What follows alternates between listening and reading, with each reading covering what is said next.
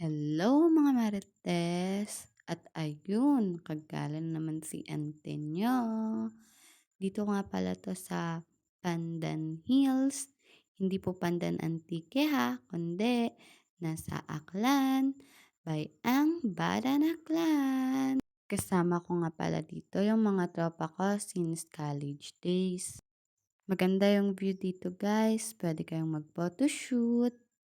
Makikita nyo dito yung malapad na fish pond sa Batan.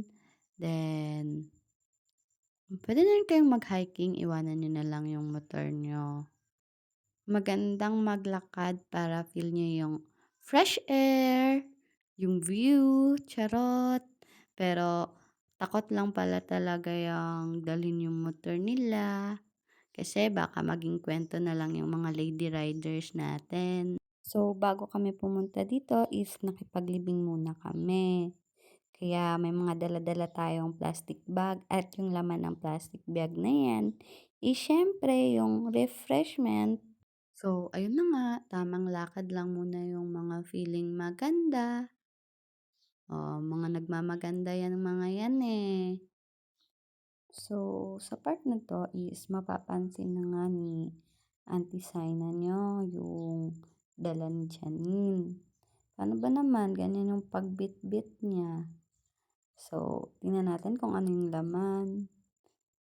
May tubig tayo. Tapos, yung refreshment.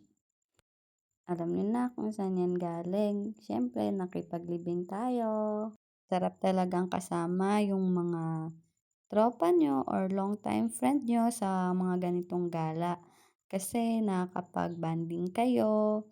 Tapos na-reminisce nyo yung mga pinanggagawa nyo dati. Char. Siyempre, sa bawat gala, hindi mawawala ang picture taking.